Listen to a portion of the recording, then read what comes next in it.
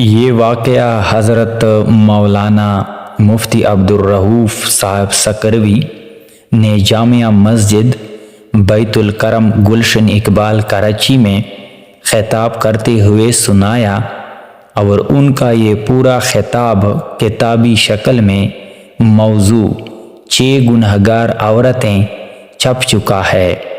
اس کتاب کے صفحہ نمبر 14 پر یہ واقعہ کچھ اس طرح سے لکھا ہوا ہے کہ مفتی صاحب نے فرمایا کہ یہ واقعہ گلگت میں پیش آیا تھا کہ ایک شخص قبرستان کے پاس سے گزر رہا تھا۔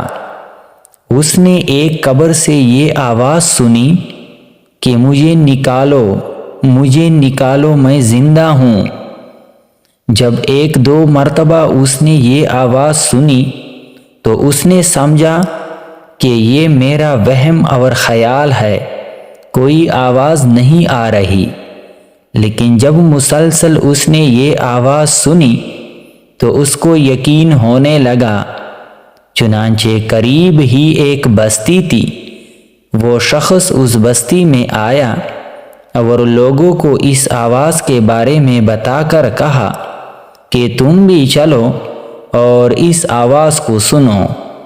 چنانچہ کچھ لوگ اس آدمی کے ساتھ آئے اور انہوں نے بھی یہ آواز سنی اور سب نے یقین کر لیا کہ واقعی یہ آواز قبر سے آ رہی ہے۔ اب یقین ہونے کے بعد ان لوگوں کو مسئلہ پوچھنے کی فکر ہوئی کہ پہلے علماء کرام سے یہ مسئلہ پوچھ لیا جائے کہ قبر کو کھولنی چاہیے تو جائز ہے یا ناجائز۔ چنانچہ وہ لوگ محلے کے امام مسجد صاحب کے پاس گئے اور ان سے کہا کہ اس طرح قبر میں سے آواز آ رہی ہے اور میت یہ کہہ رہی ہے کہ مجھے قبر سے نکالو، میں زندہ ہوں۔ امام صاحب نے فرمایا کہ اگر تمہیں اس کے زندہ ہونے کا یقین ہو گیا ہے تو قبر کھول لو اور اس کو باہر نکال لو۔ چنانچہ یہ لوگ ہمت کر کے قبرستان گئے اور جا کر قبر کھولی۔ اب جوں ہی تختہ ہٹایا تو دیکھا کہ اندر ایک عورت ننگی بیٹھی ہوئی ہے اور اس کا کفن گل چکا ہے، اور وہ عورت کہہ رہی ہے کہ جلدی کرو، میرے گھر سے میرے کپڑے لاؤ۔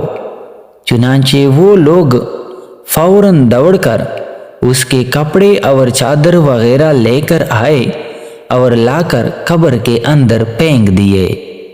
اس عورت نے ان کپڑوں کو پہنا اور چادر اپنی اوپر ڈالی اور پھر تیزی سے بجلی کی طرح اپنی قبر سے نکلی اور دوڑتی ہوئی اپنے گھر کی طرف بھاگی اور گھر جا کر ایک کمرے میں چھپ کر اندر سے کنڈی لگا لی۔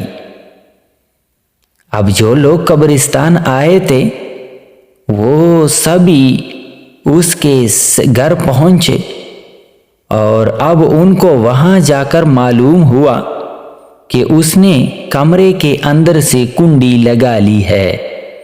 ان لوگوں نے دستک دی کہ کنڈی کھولو۔ اندر سے عورت نے جواب دیا کہ میں کنڈی تو کھول دوں گی، لیکن کمرے کے اندر وہی شخص داخل ہو جس کے اندر مجھے دیکھنے کی طاقت ہو، اس لیے کہ اس وقت میری حالت ایسی ہے کہ ہر آدمی مجھے دیکھ کر برداشت نہیں کر سکے گا، لہٰذا کوئی دل گردے والا شخص اندر آئے اور آ کر میری حالت دیکھے۔ اب سب لوگ اندر جانے سے ڈر رہے تھے، مگر 2-4 آدمی جو مضبوط دل والے تھے انہوں نے کہا کہ تم کنڈی تو کھولو، ہم اندر آئیں گے۔ چنانچہ اس نے کنڈی کھول دی اور یہ لوگ اندر چلے گئے۔ اس کے بعد اس عورت نے اپنے ہاتھ اور پاؤں کی انگلیاں کھولی لوگوں نے دیکھا کہ اس کے ہاتھ پاؤں کی انگلیوں میں ایک بھی ناخن نہیں تھا، تمام انگلیوں کے ناخن غائب تھے۔ اس عورت سے پوچھا کہ تیری انگلیوں کے ناخن کہاں ہیں؟ اس عورت نے جواب دیا کہ ناخن پالش لگانے کی وجہ سے میرا ایک ایک ناخن کھینچ لیا گیا، چونکہ میں یہ سارے کام کر کے گھر سے باہر نکلا کرتی تھی اور غیر مردوں کو دکھاتی پھرتی تھی، ان سے چھپاتی نہیں تھی۔